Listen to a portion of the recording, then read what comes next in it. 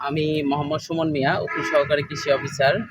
এখানে কয়েকটা গাছে আমি দেখতে পারলাম লিফ কার্ল ভাইরাসের আক্রমণ হয়েছে। এই বাগানের যে মালিক, তো আমার চাষি ভাই আমার সাথে রয়েছেন। লিফ কার্ল ভাইরাস আক্রমণের লক্ষণ এবং এর প্রতিকার এবং প্রতিরোধমূলক যে ব্যবস্থা সেই সম্পর্কে আলোচনা করব। লিফ কার্ল ভাইরাসের বাহক হচ্ছে প্রেসমিসিয়া ট্র্যাভাসি নামক একটি সাদামাছি এক গাছ থেকে আরেক গাছে উড়ে এই ভাইরাসের বিস্তার ঘটিয়ে থাকে। বাহকের শরীরে ভাইরাস সক্রিয় অবস্থায় যদি এক গাছ থেকে আরেক গাছে গিয়ে বসার কয়েক সেকেন্ডের মধ্যে এই রোগ আক্রমণ করে থাকে। শুধু পেঁপে গাছ নয়, এই ভাইরাস টমেটো এবং তামাকেও হয়ে থাকে এবং বিভিন্ন ফসলেও হয়। সাদামাছি ব্যতীত অনেক সময় গাছের বীজ অথবা কলম করার সময় যে যন্ত্রপাতি ব্যবহার করা হয় ওই কলমের মাধ্যমেও এই ভাইরাসটা ছড়িয়ে থাকে। এই ভাইরাসের লক্ষণটা আপনারা দেখতে পারবেন।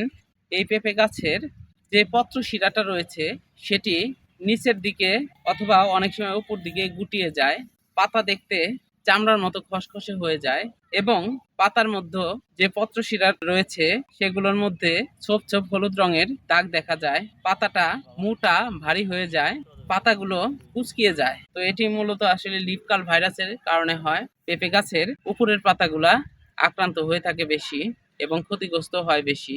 এই ভাইরাসের আক্রমণের ফলে পাতা কুঁচকে গিয়ে আস্তে আস্তে ফুল ফল ধরায় মারাত্মকভাবে ক্ষতিগ্রস্ত হয় এবং ফুল ফলও ঝরে যায়। তো কৃষক ক্ষতিগ্রস্ত হয়। এই সাদামাছি এক গাছ থেকে আরেক গাছে উড়ে এই ভাইরাসের বংশ বিস্তার করে থাকে। এই রোগ বা ভাইরাসের যে বাহক রয়েছে সেটি আমাদেরকে দমন করতে হবে। এর প্রতিকার বা প্রতিরোধমূলক যে ব্যবস্থা রয়েছে এই জন্য আমাদের সর্বপ্রথম রোগমুক্ত চারা ও বীজ সংগ্রহ করব।